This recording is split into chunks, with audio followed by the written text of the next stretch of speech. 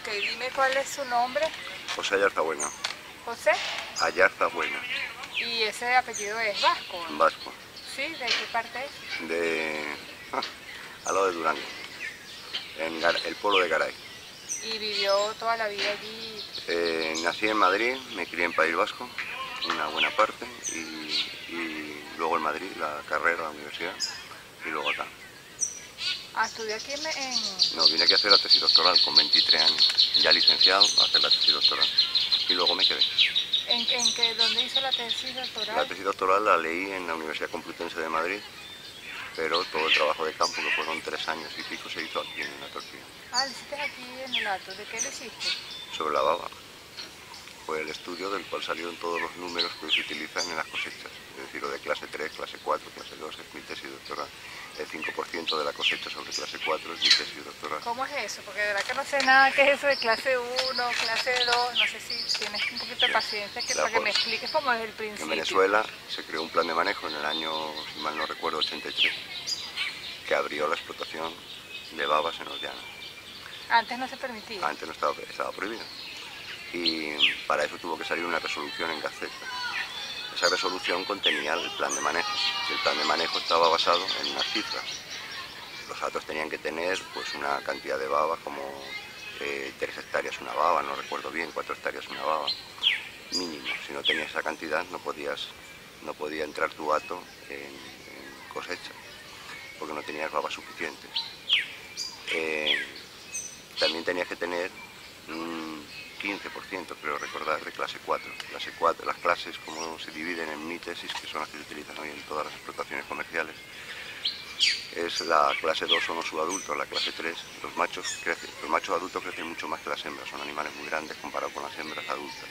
Entonces la clase 3 encierra todo el tamaño de las hembras adultas y los machos que están creciendo, lógicamente, hacia su tamaño normal, que es mucho mayor. Y clase 4, que es de 1,80 metros en adelante, solamente tiene machos adultos. Entonces las cosechas en Venezuela se idearon solo sobre machos, es decir, animales mayores de 1,80 metros, con lo cual son machos adultos. Y de eso se permite el 5%. Pero tienes que tener, cuando haces el conteo de subadultos, hembras y machos, total de la población, la proporción de machos adultos tiene que ser superior al 15% de la población total, si no tampoco te dejan cosechar. Y la densidad tiene que ser, no recuerdo qué número, 3 hectáreas una baba, 4 hectáreas una baba, algo así, para también tener derecho a cosechar, si no es tan baja la población que no te permiten cosechar. Y esos números salieron todos de mi tesis doctoral, que están registrados ahora en Gaceta Oficial, ¿no? Que es con lo que se aprovecha el plan de manejo en Venezuela. ¿Y cómo llegaste aquí al frío? ¿Cómo te enteraste? Pues llegué acá porque había un acuerdo entre Iván Darío Maldonado, secretario del Alto del Frío, y la estación de mañana, concretamente Javier Castroviejo, el director, por el cual se abría la presencia de españoles, de biólogos mandados por la estación acá para crear una estación biológica. Entonces no era nada. Y empezar a hacer los estudios de diferentes grupos de fauna, y nos iban dando un tema cada uno de los que veníamos para hacer la tesis doctoral. A mí me mandaron y me dieron la baba. A Cristina Ramos le dieron la tortuga, a Braza le dieron el garaguato, a Zárate le dieron el ¿Eso fue en qué año? Pues eso fue a partir de 1975. Yo llegué en el 77, es decir, no fui de los primeros biólogos, fui de los primeros, pero no el primero. Habían pasado una oleada de 3 biólogos antes de llegar. Ahora, ¿cómo todos estos estudios se hicieron para buscar soluciones o para hacer un diagnóstico? Varias cuestiones. Una de ellas era se reconoció siempre que Hato el Frío era algo muy especial dentro de las sabanas inundables de Venezuela. Y cuando se hizo la película de Félix Rodríguez de la Fuente en el año 73, como biólogo acompañante de Félix Rodríguez de la Fuente en esas películas. ¿Cómo se llama la película? Una serie, se llama El hombre y la tierra, que fue muy famoso y pasó muchas veces en televisión venezolana. Pues era toda una serie, eran como 15 películas o 20 películas, entre ellas había varias de los llanos, algunas de los tepuis, en fin, había varios sitios de Venezuela que completaban la serie de 20 y tantas películas, creo que eran 20 y tantas. De los llanos había unas cuantas, había no menos de 6 o 7 mínimo de los llanos. Todas de los llanos eligieron este lugar entraba en contacto con Iván Darío dio el permiso y vino a serie aquí a hacer las filmaciones para las películas. Y de ahí vino el doctor Castroviejo, conoció esto y llegó al acuerdo con Iván Darío. Y a partir de ahí empezaron a mandar biólogos muy jóvenes españoles en tesis doctoral para hacer tesis doctoral. Y yo vine pues el cuarto biólogo que vino. Sí, ¿Y desde ese momento te quedaste? y desde ese momento me quedé. Pero que vives aquí y todo. He vivido aquí muchísimos años. Y luego trabajé en la embajada, pero seguía llevando esto y seguía estando aquí a rato, claro. Y sigo siendo el director de la estación. ¿Cómo fue la conformación de la estación? ¿Cómo fue esa iniciativa? La iniciativa fue una iniciativa de Javier Castroviejo, que habló con Iván Darío le comentó diferentes aspectos incluso de lo que podría ser la herencia de esta finca, se dividiría o no se dividiría, que convenía no dividirla, que se mantuviera como un patrimonio de la familia, que precisamente la estación biológica podría ayudar a esa unidad, porque aunque fuera dividida como finca, como estación biológica sería una sola. Se habló también, recuerdo en aquellos momentos, de las presiones sociales que podía haber en un futuro y cómo la estación podría intervenir. Hoy día es un hecho todo como se habló en aquel momento. Iván Darío era un hombre muy perceptivo y muy especial. ¿Cómo era Iván Darío? Muy perceptivo y muy especial. Era un hombre, no sé, depende de qué características, un hombre largo. No hablaba demasiado de lo que no quería, yo diría nada. Muchas veces, como se dice de él, cuando tú ibas él venía de vuelta, ya había visto y sabía a dónde ibas. Era un hombre muy especial. No vivía en el hato y sabía mejor que nadie lo que pasaba en el hato. Tenía mucha gente de confianza. Utilizaba los dos sistemas que en ese momento estaban cambiando en Venezuela. Estoy hablando de los años 70. El sistema tradicional, si se quiere un poco feudal, con el sistema moderno de compañías como en cualquier país o lugar. Esto era una compañía, ya era la compañía Invega, pero sin embargo en el trasfondo, en el fondo, en el corazón de las gentes estaba en el cambio. Los políticos, por así decirlo, que fueron los que hicieron la gran transformación en Venezuela, pues aparecieron después de Pérez Jiménez. Estamos hablando de principios de los años 60 o finales de los 50. En los años 60, son 10 años, esto evolucionó mucho en ese aspecto. Y estamos hablando de los 70, a principios de los 70, solo han pasado 10 años, la gente es la misma. Todavía sigue de alguna forma el sistema antiguo en un avance del nuevo sistema, donde hay dádivas, donde hay política, donde hay una serie de cosas, donde ya los propietarios de las grandes fincas dejan de tener el poder tradicional que tenían como señores de la tierra, para dar paso a un nuevo público, a una nueva gente que manda, que son los políticos. Y en los llanos, me refiero, no en el centro es otro sistema, pero en los llanos fue así. Y Iván Darío pues era un híbrido, había vivido completamente en el antiguo sistema, lógicamente, y vio toda la transformación y entró en el nuevo sistema. Ese proceso se produce con Iván Darío, en este hato y en todos los llanos, ¿no? Y es un hombre que supo llevar lo antiguo y lo nuevo, y trabajaba en lo antiguo y lo nuevo cuando quería, en fin, y era discreto, muy callado. Algunos dicen muy zorro, pero no era así. Ahora, ¿y por qué dicen que Iván Darío era como adelantado a...? Pues era adelantado, ¿En qué aspecto? porque en aquella época los propietarios se creían dueños del mundo, de hecho lo eran, y de su mundo, entiéndase. Eran dueños, eran los señores de la sabana, y no había otros. Iván Darío, sin embargo, enseguida reconoció que lo que venía. Y Iván Darío apenas le oye a Castroviejo, que le viene contando lo que puede ser el futuro, no solo lo entiende, sino que lo pone en práctica. Y permite, que eso para un propietario de los llanos es inaudito, dentro de sus tierras una cuestión que no es propiamente suya, que es una organización, eso sí, se sabe que no va a competir con él, se sabe además que es muy amiga, o sea, pero una organización diferente, donde hay un mando diferente y una organización diferente que no depende propiamente de la finca. Eso en un propietario de los llanos, incluso hoy, es difícil de asumir. Y eso Iván Darío lo asumió en el año 70 sin ningún problema. Eso lo hace adelantado. Había gente que le comentaba, que le hacía Sí, resistencia. sí, que era una locura, que Dios sabe qué, de repente esos ganan mucho dinero con el turismo, vas a perder una cosa que es tuya, en fin, todas las paradojas. Hoy la historia se escribe lógicamente después que pasa, y hoy pues las relaciones ya ves cuáles son. No existe nada de eso. Existe una relación fenomenal entre la familia y nosotros. Ahora, ¿cuál crees tú que ha sido el mayor beneficio de hacer de hacer El esta frío ya estación? O sea, desde vamos a pensar, qué es la estación biológica El Frío? ¿Qué es una estación? una estación biológica, pues es una estación, es un lugar donde hay una gente dedicada, en este caso es biológica, pues a la biología, básicamente enfocada como fin primordial a la conservación y, y se hace investigación para conocer lo que hay y se trata de recuperar lo que se perdió. Aquí faltaban 2 especies cuando llegamos, hoy ¿Cuáles? falta solo una, faltaba el caimán del Orinoco y el manatí. Hoy sigue faltando el manatí, por razones que podemos explicar después, y el caimán del Orinoco pues lo ha recuperado la estación biológica. Hoy hay una población fenomenal de caimán del Orinoco en libertad, que es fruto único y exclusivo de la estación biológica.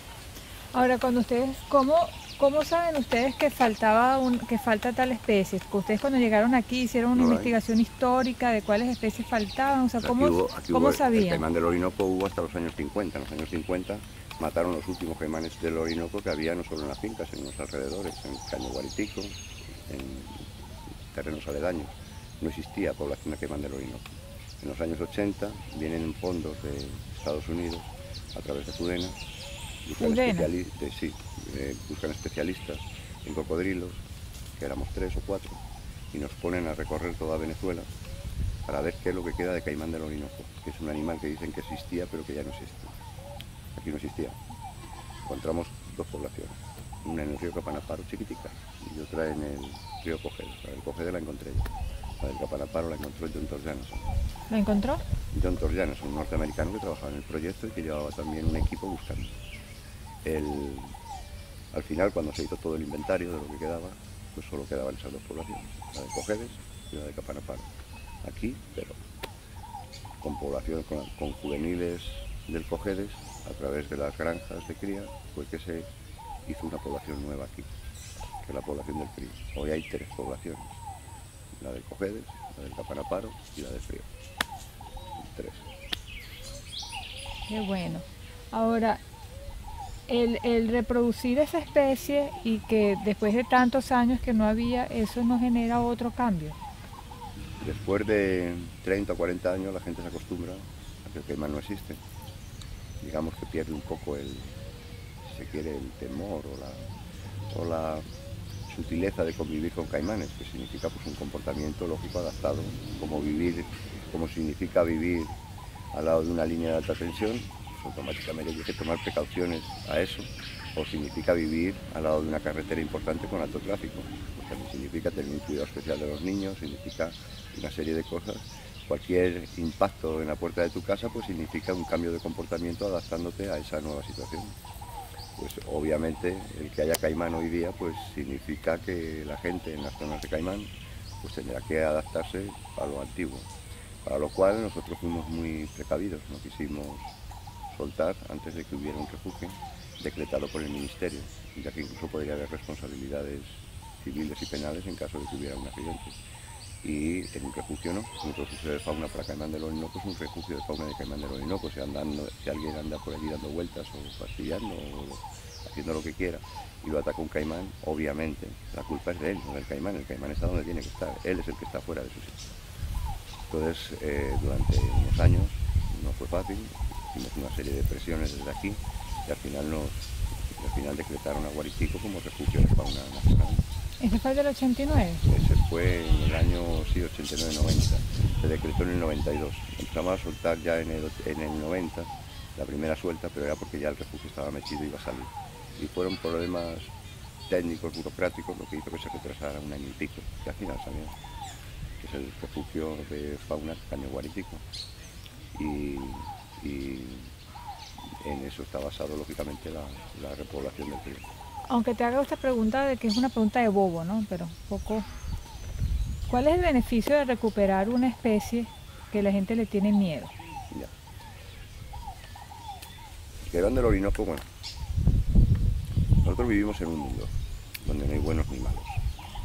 El pensar que la especie humana no es una especie, a pesar de que se llama especie humana, significa que es como sacarnos de nuestra propia naturaleza. Nosotros, al igual que cualquier especie, nacemos, morimos, nos reproducimos y comemos. Compartimos eso con todas las especies. El hecho de que haya alguien que en un momento determinado diga que esa especie no debe de existir, es como que venga otra especie y diga, por las mismas razones, porque somos muy, si me permite la expresión, jodidos, porque contaminamos todo, porque vamos a acabar, de hecho, con el planeta, ya estamos contaminando hasta el aire, estamos produciendo hasta cambio climático, pues venga y diga, la unión de jirafas de la Tierra, diga, la especie humana no debe de existir, por lo tanto hay que eliminarla del planeta porque es una especie fastidiosísima, que incluso atenta contra las demás. Bueno, podría ser. Si eso no es válido, que el grupo de jirafas se junte y nos decrete la pena de muerte a la especie humana, tampoco es lógico que la especie humana decrete la muerte de ninguna otra. Eso por un lado. Por otro lado, el caimán del Orinoco producía, de acuerdo a los cuentos, a las historias, más o menos 2 o 3 accidentes al año. Cuando había caimán del Orinoco de verdad, viviendo en todos los ríos, incluso enfrente de San Fernando de Apure, que era un lugar donde solía haber más accidentes, lavanderas, etcétera, lo que solía ser. Enfrente de San Fernando de Apure, estamos hablando en el río Apure, en una zona de lo más poblado del estado de Apure. Nada que ver con las carreteras. Si pensamos que el caimán del Orinoco es peligroso por eso, pues habría que eliminar las carreteras del estado, porque producen muchísimos más accidentes que el caimán del Orinoco. Otro punto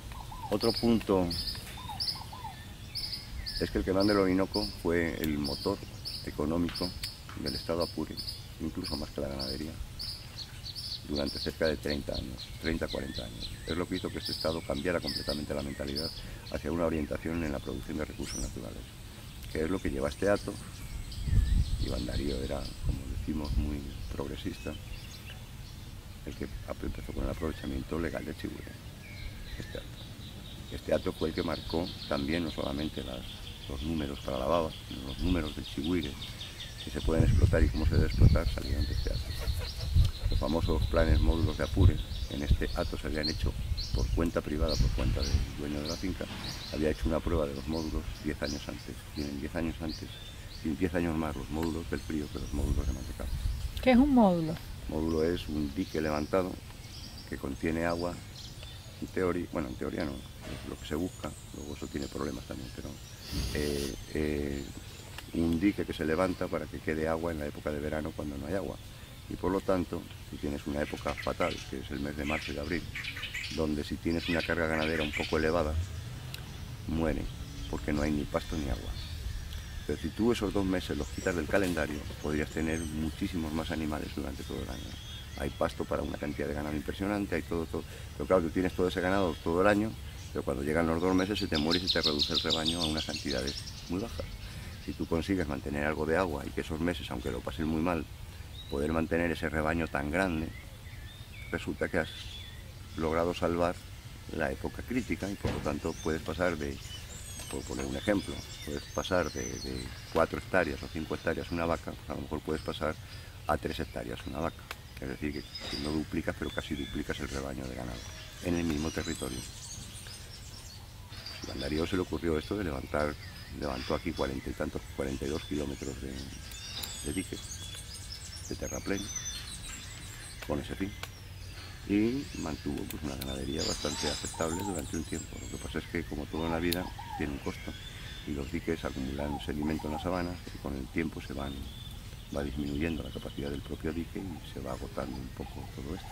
Además de los acontecimientos que siempre ocurren unos años y otros, robos de ganado, etcétera. Pero en principio un hombre muy progresista, tan progresista que le copió el gobierno nacional haciendo los módulos de Mantecal ya con dinero del gobierno, en un gran plan módulos que fue un fracaso, o hasta ahora ha sido un fracaso. Ha habido un gasto muy grande y no ha habido recuperación de capital, ha sido un fracaso. Ahora, volviendo al caimán, ¿no? Espera un momentito, porque me quedo sin contestarte la pregunta. El caimán del Orinoco tuvo esta capacidad económica dentro del estado de Apure hasta que los terminaron, no quedó nada. El caimán del Orinoco, hoy se habla de la baba. La baba es un pobre bicho de piel malísima comparada con la de un caimán. por decirte, una piel de baba se vende en pies cuadrados. Una piel de caimán se mide en centímetros de piel. Una piel de caimán chiquitica, un caimán chiquito puede estar, dependiendo qué tamaño, cerca de 100 y pico, $200. Una baba enorme de 2 metros, 2 metros y pico, la más grande que puedas, en el caso mejor de todos puedes conseguir en costa $100. Esa es la diferencia. Por 2 metros de caimán, que no se trata de eso, por 2 metros de caimán una piel de esa podría estar costando, yo qué sé, 300, 400, $500. Esa es la diferencia. Claro, pero el objetivo final de esta reserva no es que luego sea comercializable, ¿o sí? El objetivo es, primero, recuperar el caimán. Luego, si el gobierno nacional quiere y nos lo solicita, le ayudaremos a hacer la réplica en otros muchos lugares, ya con otra proyección. Conservar, sí, pero con miras a que de nuevo la nación tenga un recurso natural aprovechable. Y después, cuando haya caimán suficiente, ¿por qué no lo van a aprovechar? Pues sí, como se hace ahora, con cuidado, no volviéndoselo a cargar otra vez, sino aprovechando lo que hay que aprovechar para que sea sostenible. Y en el caso de eso me imagino que es uno de los éxitos, ¿no?, que ustedes han logrado en el transcurso de estos 30 años. ¿Cuáles han sido otros logros? Otros logros, para mí el logro más importante, no, el Caimán del Orinoco es el logro más vistoso. Es un programa muy especial, es un programa muy querido, es un programa perseguido por mucha gente, y aquí ha sido un éxito. Y un éxito ostentoso, ya que una recuperación de un cocodrilo desde cero no se había hecho en ninguna parte del mundo. Se habían hecho en varios lugares del mundo recuperaciones de caimán de poblaciones muy diezmadas, con un sistema de vigilancia, de ayuda con granja y tal, volverlas a recuperar. Pero no desde cero. O sea, partir de cero e insertar la especie, esa es la primera vez que se ha hecho, de un cocodrilo. Por muchas cosas es muy novedoso. Pero eso es lo llamativo de lo que se ha hecho, digamos, en la carta de presentación, lo más político quizás, también, sin quitarle importancia a lo que eso significa. Pero para mí lo más importante es que todos los avances que ha habido en estas sabanas, todos salieron del periodo. Desde la estación y desde antes de la estación. El plan Chigüire fue ligeramente anterior a la creación de la estación y salió de aquí. El plan Módulos de Apure salió de aquí. El plan Cercas prácticamente salió de aquí, cercar las sabanas por primera vez delimitando territorios. Eso es lo que le hace este acto muy especial. Y las tecnologías nuevas siguen saliendo de aquí. Y las nuevas ideas para manejo de módulos siguen saliendo de aquí. Es decir, es un acto que en sus características, ya no de acto, sino en sus características con estación, con tal, con cual, todo junto y unido, es el gestor de nuevas tecnologías adaptadas a las sabanas, no tecnología de inseminación artificial, ni tecnología vacuna de tal tipo con vacas super seleccionadas, no. La tecnología de sabanas básica para la ganadería y de manejo sustentable de un territorio con peces, pesca, peces ornamentales, chigüire, baba, caimán, no sé qué tal, eso es lo que sale de aquí. Es el mejor centro que tiene Venezuela en eso. Lo ha sido y lo es. Y lo ha sido históricamente. Ahora, ¿qué es el plan Cercas?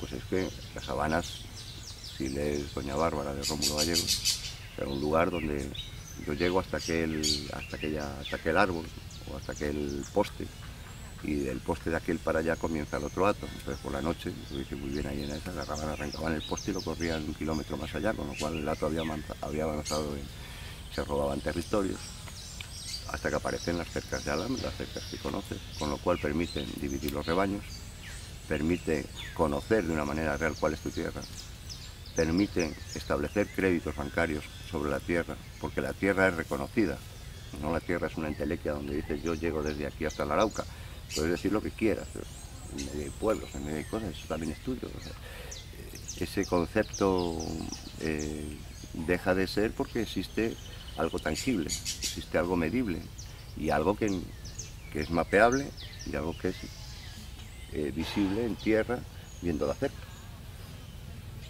La cerca también permite separar rebaños, es decir, antes separar los juveniles de un año era prácticamente imposible. Veía muchas vacas que iban con el ternero de un año y con el ternero de dos, es decir, con el del hijo anterior más el ternero y la vaca flaca a punto de morirse.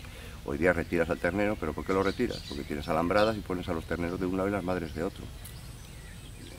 Esas cercas de alambre, pues eso fue una innovación tecnológica muy grande y esas cercas de alambre comenzaron en buena medida aquí. Fue uno de los primeros actos o el primero que se acercó. O sea, antes no había... No había cercas hasta Letes. Sí, pero, o sea, en los años 70 todavía no habían cerca. En los años 70 sí había cercas, pero en los años 40 no. En los años 40 comenzaron las cercas. Ok, ¿y el plan del Chigüire?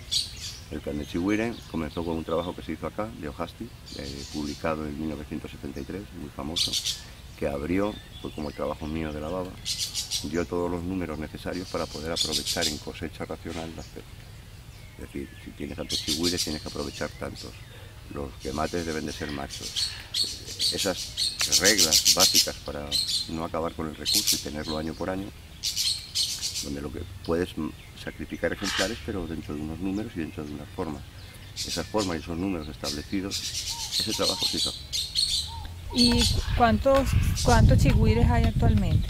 Actualmente en el Atos Frío, no sé exactamente este año, porque el chigüire es un animal que sube y baja mucho. Debe andar más o menos, calculo yo, entre 10 y 15 mil chigüires. Ya era tanto. Sí, pero el teatro llegó a tener 80.000 chigüires. O sea que tanto lo que había antes. Cuando yo llegué aquí, este teatro sacrificaba 5.000, 6.000 chigüires anuales, con una población pues más o menos de, no sé por qué decir, de unos 30.000 ejemplares. Es lo que había aquí. Había prácticamente vacas y chigüires eran igual. Había casi 40.000 vacas, había 30.000 chigüires. Los babos hice yo el censo, 17.000. Luego han venido años muy duros, donde la tierra pues ha estado influida por muchas cosas.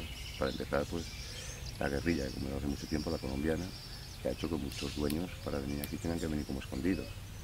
Ya si alguien tiene que ir a su tierra escondido, estamos mal. Y eso ha influido mucho, lógicamente, en la bajada de las ganaderías, disminución y tal.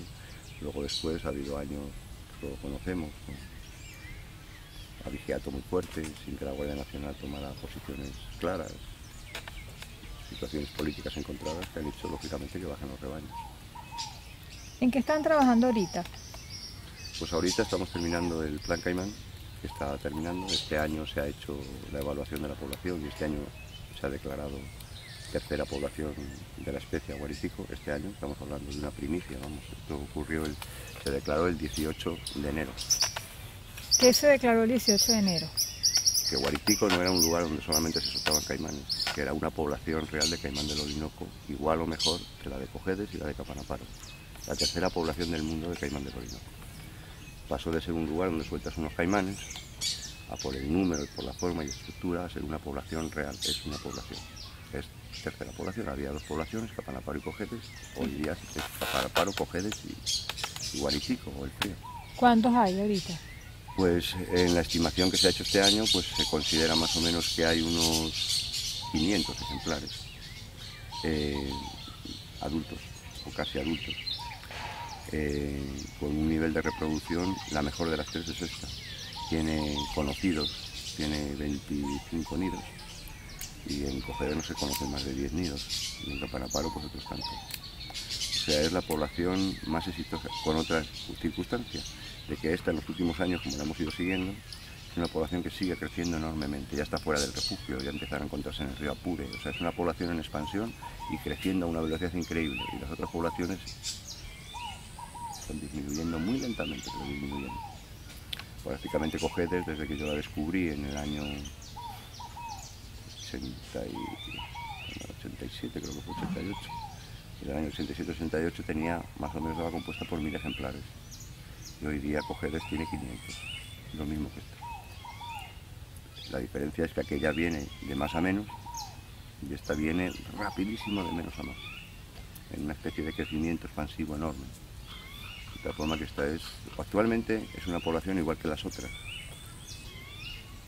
con un detalle distinto, que esta está en expansión y crecimiento y las otras en declive. Esa es la diferencia.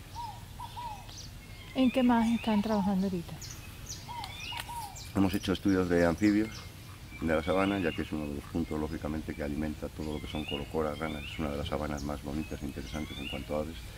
Y siempre hacemos estudios sobre diferentes detalles de por qué tenemos esta productividad acá.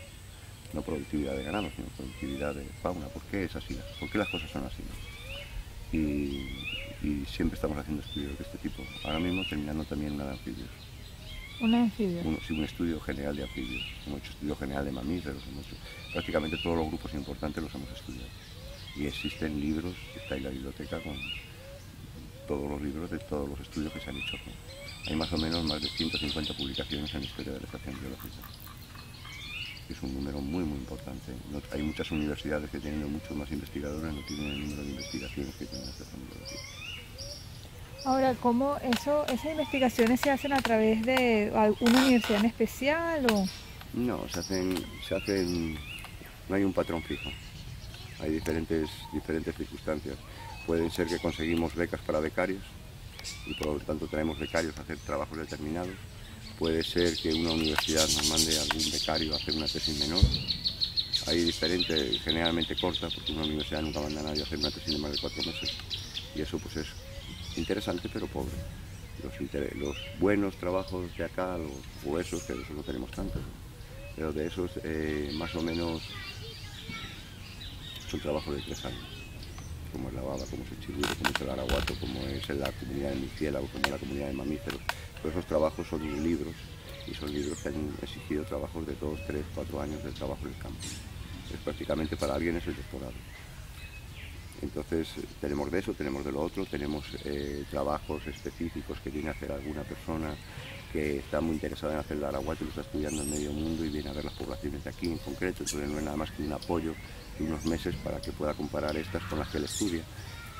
Existen muchas formas y fórmulas, pero en general los trabajos gruesos, si nos referimos solo a eso, en general la estación busca becas, y cuando encuentra 2 becas, no suele ser nunca a la vez, más de 2, pues trae 2 tesistas. Cuando terminan estos, hemos salido hoy del último tesista que teníamos de esta temporada, concretamente terminó hace 2 meses y medio, que es el de los caimanes, el trabajo de caimán que hemos terminado ahorita.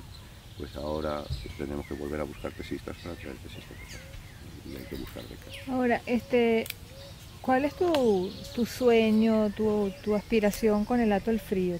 ¿Cuál sería para ti la situación ideal? Para mí la situación ideal, la situación ideal es que se mantenga como está.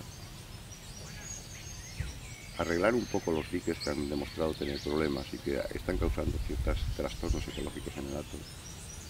Y pueden ser corregidos con cierta facilidad. No es mucho dinero lo que hace falta. Lo hemos intentado y no lo hemos conseguido, pero estoy seguro que lo conseguiré tarde o temprano. Hay que hacer una serie de compuertas y de cosas que puedan hacer que el sistema de aguas vuelva a ser el inicial, digamos el original de la sabana, que ahora mismo no es, al mismo tiempo que se puedan conservar esas cantidades de agua básicas para mantener la ganadería. Es decir, no está contrapuesta la cosa. Lo único que en los meses de mayo, mayo, junio, julio, el agua debe de fluir sin problemas. Y eso está pasando porque los diques son demasiado fijos, no tienen compuesta. Pero arreglado eso, volveremos a ganar muchas cosas de las que teníamos, que de alguna forma estamos perdiendo. Volveríamos a tener densidades de ibis importantes en una serie de meses que no tenemos ibis.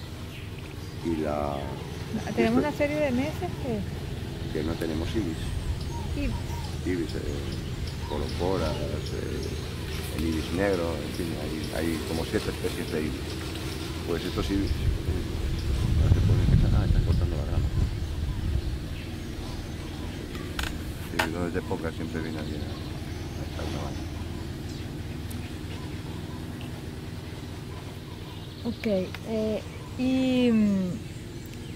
O sea, ¿te parece que tal como está bien? Sí, ahora cuando salgas para la sabana tú me lo vas a decir a mí. Ok. ¿Cuál para ti es el beneficio de que esto se convierta en una reserva de biosfera? Una reserva de biosfera tiene una magia en sí misma. El mundo anglosajón la entiende muy mal, por ejemplo.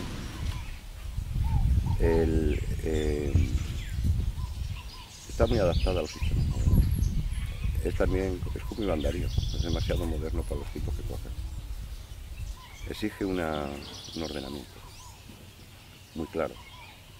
La reserva de la biosfera es una reserva que, aunque no pierdes patrimonio ni pierdes hegemonía nacional, me refiero para un Estado, sí, sin embargo, hay una especie de compromiso de honor en que aquello se va a mantener. Pero sobre todo el concepto es una reserva de biosfera, a diferencia de un parque nacional o a diferencia de otras figuras de conservación. La figura de reserva, la reserva de biosfera exige que la gente esté metida dentro y que mejore económica y socialmente. Es decir, si tú como reserva de biosfera nombras a un parque nacional, no te lo permiten. Y no te lo permiten porque en un parque nacional, por principio, no debe vivir nadie dentro. Y eso no es una reserva de biosfera. Una reserva de biosfera es un lugar donde vive gente, la gente mejora con sus propios recursos y altera lo que tiene que alterar, pero no altera tanto como para acabar con todo. Y se mantiene lo que se tiene que mantener. Es lo más parecido a estos hombres primitivos que vivían, comían, cazaban, aprovechaban las plantas, etcétera, en la medida que podían. Allí el límite no era que ellos lo hicieran con esa inteligencia o con ese espíritu, sino que si crecían demasiado a la población humana, pues ese mismo factor los limitaba, pasaban hambre y volvían a disminuir y se mantenían pues en una especie de equilibrio entre la naturaleza y el hombre. Si el hombre crecía, moría. Si disminuía, tenía campo abierto para tener reproducciones más importantes y ocupar de nuevo los territorios. Y mantenía un número de personas de acuerdo a los recursos existentes. La reserva de biosfera no es que contemple eso, es algo muy moderno y algo muy actual, pero está basado en ese principio, digamos, en ese ánimo, donde las cosas tienen que tener un aprovechamiento. Las cosas, al tener las cosas un aprovechamiento, ya no cabe la teoría de que un campo de maíz es más productivo, porque puede ser mucho más productivo una sabana sin alterar, porque produce ecoturismo, porque produce chigüire, porque produce cocodrilos, porque produce peces de tal, porque produce no sé qué, porque da trabajo a la gente y porque un monocultivo de arroz o un monocultivo de lo que sea tiene 2 tractoristas y con 2 tractoristas han machacado no sé cuántas hectáreas y todo el mundo, como dicen aquí, comiendo carne. Entonces, o arroz. Entonces, esa es la proyección de una reserva de biosfera. Eso es lo que pretende una reserva de biosfera. Desde ese punto de vista, integrar, no una finca, no el frío, integrar una superficie más grande donde hay diferentes fincas, incluso algunas poblaciones dentro de la reserva de biosfera, con su gente, con todo, ordenados, repartidos y sentados en una mesa. Eso exige que los dueños de las fincas se sienten con los jefes políticos, se sienten con las comunidades de vecinos, con las asociaciones de pescadores, para formular un plan único para la región. Yo entiendo que esa es la vía. Ahora, específicamente de acuerdo a los 30 años que tú tienes viviendo aquí, que en el tuyo, que debes de tener un conocimiento de la zona, ¿no? De la gente, ¿cuál, por ejemplo, en el caso de que se haga la declaratoria de la reserva de la biosfera del frío, cómo mejoraría la calidad de vida de la gente que habita dentro del frío? ¿Qué harían? O sea, ¿cuáles serían esas actividades? ¿Cómo te lo imaginas? No puedo imaginarme que decidiría, ten en cuenta que obligatoriamente en una reserva de biosfera, si no lo permiten hacer, no lo permite UNESCO en París, que es la que decreta una reserva de biosfera. Tiene que haber el comité, o ¿cómo se llama en España? Hay una palabra en española, no me acuerdo cómo se llama ahora. Un comité. El comité de la reserva, que es el que manda, estaría compuesto por 15 o 20 personas, donde estarían incluidos dueños de finca, políticos, asociaciones de vecinos, etc. Y desde ahí se dictaría, a través de una regulación, todo lo que es el territorio de la reserva. Estaría sometido a una actividad de conservación exclusiva, de conservación más aprovechamiento de tal, más tal, más tal. Y los planes de la gente y los planes sociales estarían incluidos en esa reserva de biosfera. De forma que sería la proyección de esa población hacia el futuro. Pero no una proyección que le mandan desde Caracas, donde no saben nada de lo que pasa aquí, sino gestado por los propios integrantes de él. Entiendo que es la forma de desarrollo. Entiendo que es el verdadero desarrollo. No en contra de los dueños de fincas, no en contra de las poblaciones locales, no en contra, sino con ellos integrados y mandando dentro de la reserva de biosfera, ordenando las cosas para que eso se dé. Es la forma de evolución. es donde se puede trazar un plan de mejorar las poblaciones de caimán del Orinoco para darles palo, para tener un beneficio económico dentro de 15 años, 20 años. Es donde se ponen una serie de cosas para que haya mayor empleo, para que haya mayor tal, para que haya turismo, para que haya, en fin, una serie de cosas. Entonces la conservación es mucho más fácil también.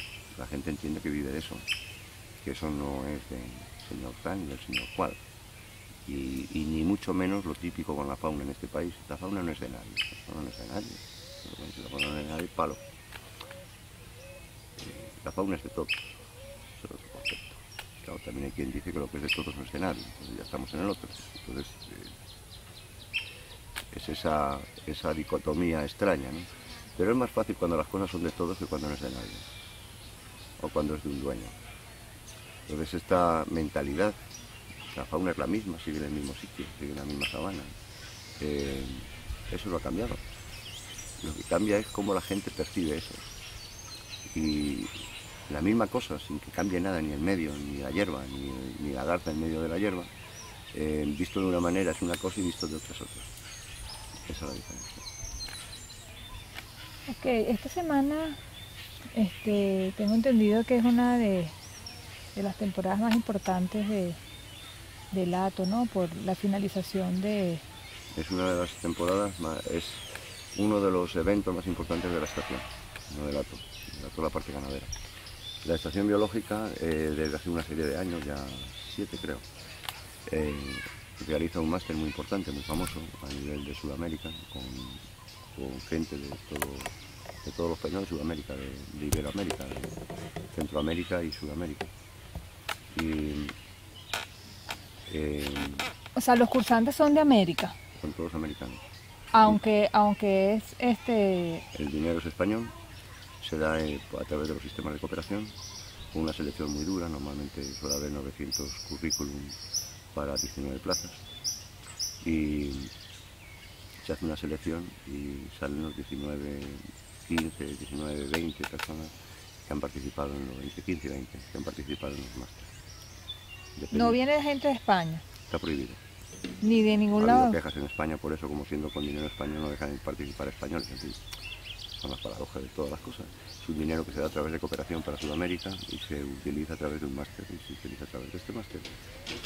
Y por lo tanto está prohibido, porque si no, no sería la solo América que participen españoles. Y para evitar sensibilidades de si los españoles se pagan lo suyo pero participan, eso también se planteó, pues dijimos que no, tampoco. ¿Por qué? Porque eso ya es el primer paso para llegar al siguiente, y porque un pobre español que no puede pagarlo porque es pobre ya tendría derecho a beca, con lo cual de nuevo estaríamos en el problema original.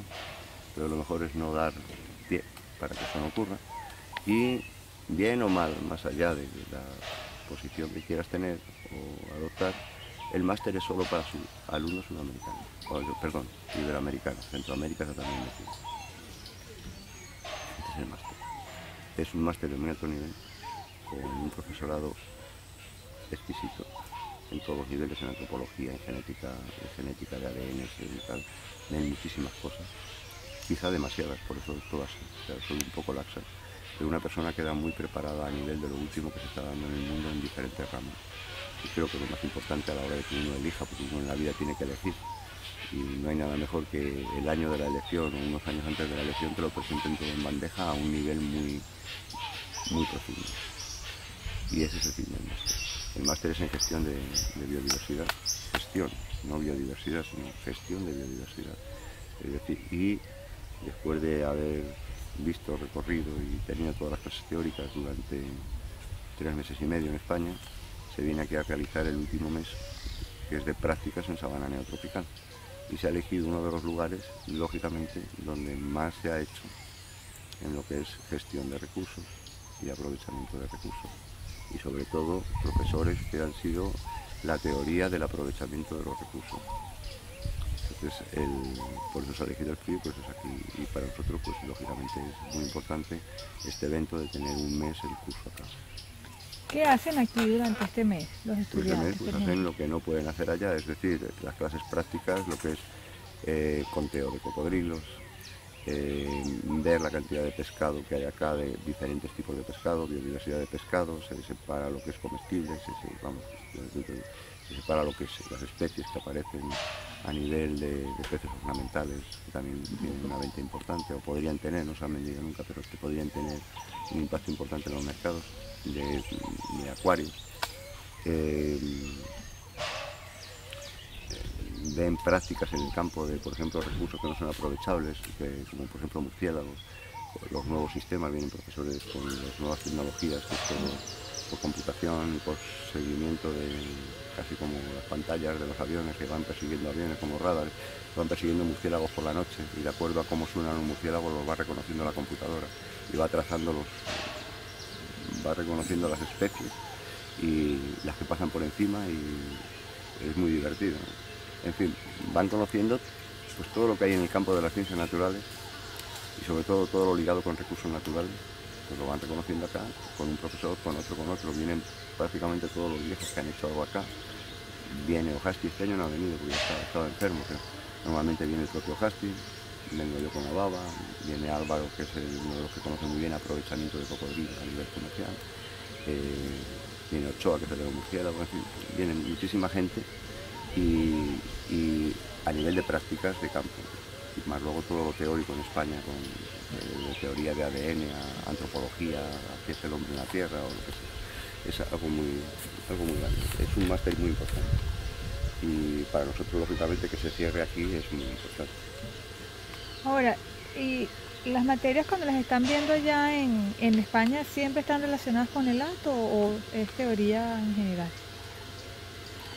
Allá es mucha teoría, no hay práctica obviamente, es un máster de gestión de biodiversidad tropical.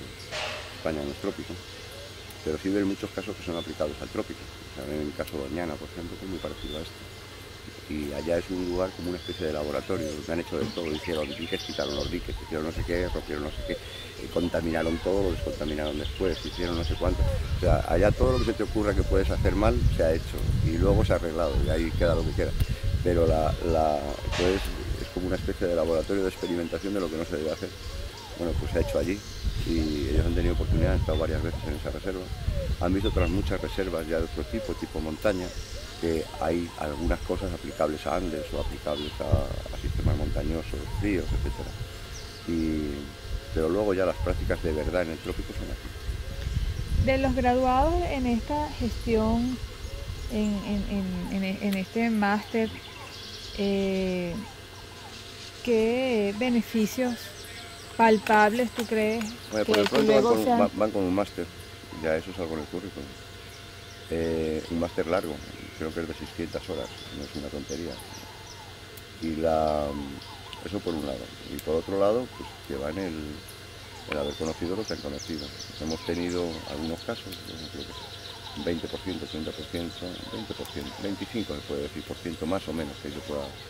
Los alumnos que han tenido grandes avances en su vida profesional después del máster. Hay una gran mayoría, 50%, que ni fu ni fa, o sea, que siguen más o menos en los mismos puestos, lo cual no significa que no hayan aprendido nada, no significa que no se ha visto, al menos hasta el momento, expresado en sus entradas y en sus cargos. Y algunos otros porque incluso se han quejado de que han vuelto, perdieron el trabajo y que ya no han recuperado. Pero toda la vida enseñó. Sin embargo, yo creo que un 20-25%, con mejoras tan sustanciales como las que han tenido algunos, ha sido exitoso. ¿Vienen venezolanos? Sí, como de todos los países. Ahora mismo hay 2 en este máster. Y no, te preguntaba era por si de repente alguno de los que haya hecho aquí el máster de repente luego haya aplicado los conocimientos en otro sector del país que haya... Sí, nosotros hemos tenido aquí, no sé si incluso lo conozcas tú, Miguel Ortega, un veterinario, que hizo el máster. Y considera que una de las mejores cosas que ha hecho en su vida para poder hacer lo que está haciendo ahora y estar donde está es el máster. Él nunca tuvo la mente tan abierta hasta que pasó por ahí. ¿Qué está haciendo Miguel ahorita? Ahora creo que es el que está encargado de dictar las políticas ganaderas del país a nivel de presidencia, así, en las nubes. Son cargos de ese tipo, vamos. Ahora, veo que ustedes también ahorita están vinculados con Bolivia. De siempre, llevamos muchos años en Bolivia. O sea, ha sido algo paralelo. Pero Bolivia ha sido paralelo, pero no igual. Bolivia siempre se encaró, aquí se encaró desde luego, como te he dicho, como estación biológica y dirigido a la fauna y a la conservación y al conocimiento, que luego puede ser aplicado para muchos desarrollos humanos, pero la base nuestra no es el después, es la base de la conservación y el estudio. Aquí. En Bolivia, sin embargo, toda la organización se abocó más bien a cuestiones de desarrollo humano, que tenían que ver con la conservación, que siempre estaban dentro de lo que el paradigma o el patrón de lo que es desarrollo sustentable, tipo reserva de biosfera de UNESCO. Es decir, siempre cosas dentro de la sustentabilidad, pero dirigidas directamente a la población humana, y se nota mucho la diferencia. No es como aquí no hemos hecho otra cosa. Esto ha sido un...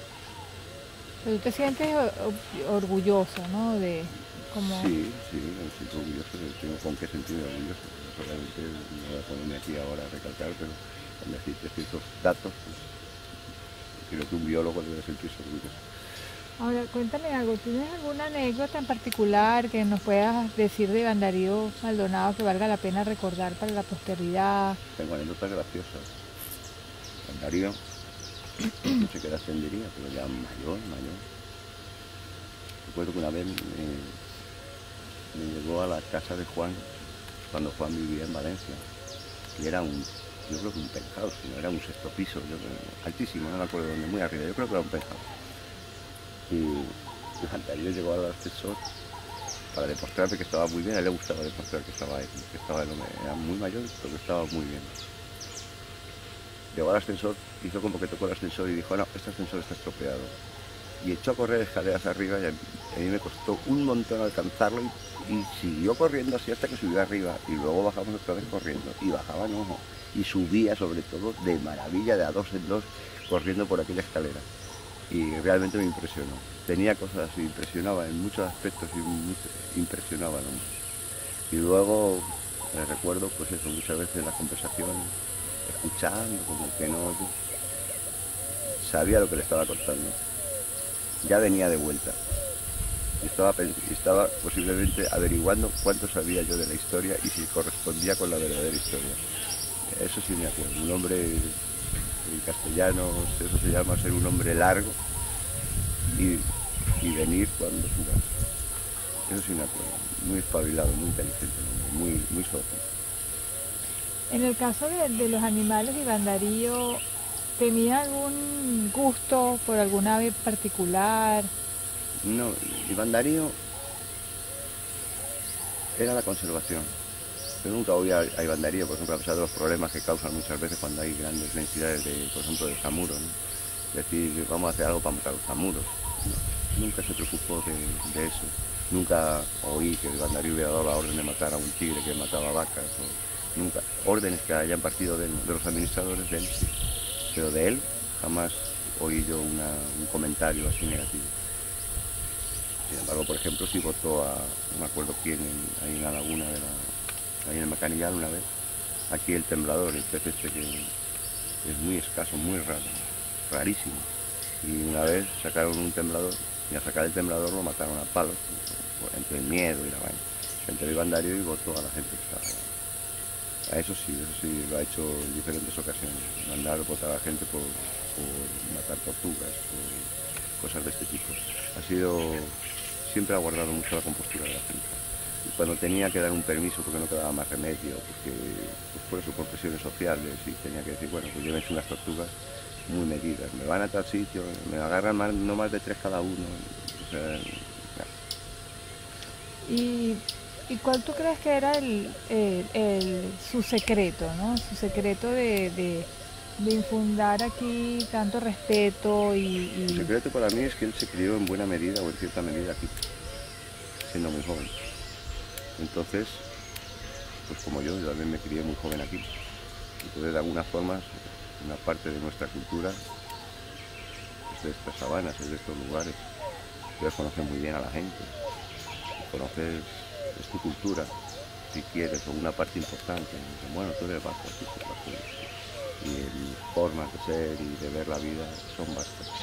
Pero cuando estoy con la gente de aquí, a la gente de aquí soy de aquí, porque me he criado con ellos. Y se nota en todo. Y cuando es así, pues lógicamente tienes un comportamiento de acorde a las circunstancias. Cuando no te has criado acá, vienes con cosas que tratas de imponer, que son necesarias, que eso es modernizar, que eso es bueno para la finca, que eso es bueno incluso para la gente. Pero hay un idioma que, aunque sea el mismo castellano, no funciona. Los ecos no son los mismos, las palabras no tienen el mismo significado y de hecho esas cosas no suelen funcionar. Iván Darío era alguien criado acá. Eso era lo que tenían. Encima era de los vecinos. Ahora, tus planes es quedarte, o sea, tú te sientes un poco afectado por cómo se ve Venezuela desde el punto de vista ecológico hoy en día desde afuera. Venezuela es un paradigma. Venezuela tiene unas políticas muy innovadoras, incluso muy avanzadas en cuestiones de conservación, pero el problema de Venezuela es que luego no se hacen cumplir tal y como están establecidas. Entonces hay una especie de divergencia entre lo que se dice y se hace, que es lo que cuesta, que es lo que produce quizá estas situaciones. Yo no sé si la situación actual es que cada vez lo que se dice y lo que se hace sea más parecido, que entiendo que sería bastante bueno, o si se va a mantener esta especie de dicotomía, ¿no? Entonces, si se mantiene esa dicotomía, desde luego no es muy bueno, porque si tú hablas de políticas, te dicen que tienen mejores políticas que nadie, y en muchos casos llevan razón. De forma que no tienen nada que discutir, pero sin embargo ocurren cosas que no tienen que ver con eso. Entonces, esa dicotomía es la que hay que... Es decir, si se crea una ley, tiene que haber cómo cumplirla. No sirve crear una ley que luego no se va a cumplir ni se va a hacer cumplir. Cosas de este tipo. Ahora, en todos estos estudios que ustedes han incluido algún estudio del hombre de aquí. Sí, desde aquí la Estación Biológica apoyó 2 estudios sobre el llanero y yo tengo un libro que no se llegó a publicar, pero que es un resumen bastante bueno de lo que ha sido la vida en los llanos. No es la historia de los príncipes de las sabanas, ni es una historia de las gestas heroicas de la independencia ni de las guerras federales. Es una historia de los recursos naturales y de cómo ha vivido la gente durante los últimos 200 años. ¿Es un libro publicado? Es un libro no publicado, es un libro que se pretendió publicar. Claro, tienes una maqueta, tienes el machote, pues. Sí. ¿Y el otro libro que hiciste, cómo era? El machote, ¿en qué consistía? Ese es el libro del que estábamos hablando. Ah, ok, yo pensaba que... Es el libro de los recursos naturales de los llanos. Ok. Es una historia económica de la gente, de cómo ha ido transformándose, ha ido aprovechando una cosa y otra y otra y otra y ha ido sobreviviendo durante los últimos 200 años. Esa es la historia ese es el libro. Entonces, claro, como está basado en fauna y tal, y flora y no sé qué, pues entonces parece que es un libro de bichos y pajaritos, ¿no? Es un libro de la historia económica de la gente, de cómo ha vivido los últimos 200 años y qué es lo que ha hecho: matar caimanes, matar babas, matar chigüires, matar no sé qué, matar no sé cuánto, aprovechar el ganado, y en toda la historia de cómo se aprovecha el ganado, cómo se aprovecha la pesca, cómo se dedica al transporte, cómo las comunidades de pescadores se convierten en medio avigiantes por ahí. En las épocas desfavorables, cuando no hay pesca, tienen que buscarse la vida como pueden. Es una historia de este tipo para llegar a lo que son. Ahora, ¿y eso tuviste que meterte con archivos y ese Sí, tipo? claro, eso, y sobre todo, pero más que nada, conocer muy bien las sabanas, conocer a la gente. Y lógicamente, por ejemplo, de la explotación de pluma de garza, se sabe que hubo una explotación de pluma de garza en Venezuela, en los llanos. Nunca no quedó casi registro escrito. Se sabe que los barbaritos estuvieron metidos en eso, que hicieron un palacio a costa de la pluma de garza y que se hundieron en 1914, cuando el mismo año que comenzó la guerra mundial, porque el precio de la pluma de garza se hundió en un solo año, porque no había. Pero tenían que comprar pluma de garza, estaban matándose en Europa. Poco más se sabe de la pluma de garza. Y pues con los 4 archivillos que hay, y al mismo tiempo conocer dónde están los carteros, conocer dónde están las cosas, conocer la biología de las garzas y sumarlo todo para que cuadre, te da la historia de lo que fue la pluma de garza. Entonces está escrita allí, es un capítulo del libro, da una idea bastante aproximada de lo que fue aquel año. Bueno, ya tenemos, no sé si quieres agregar algo más, algo importante que tú crees que sea importante. No, pero si quieres agregarlo después, entre 1 hora o 2 que se te ocurra algo, me dices.